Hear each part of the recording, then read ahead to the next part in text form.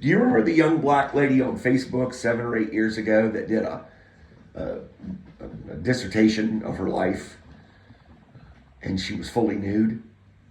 If you remember that, then you remember all of it. I remember her countenance. It was one of confession, contrition, nervousness. And I want to believe not so much because she was naked, but because she was bearing her soul. And again, I give her props. And on that, I will say to you,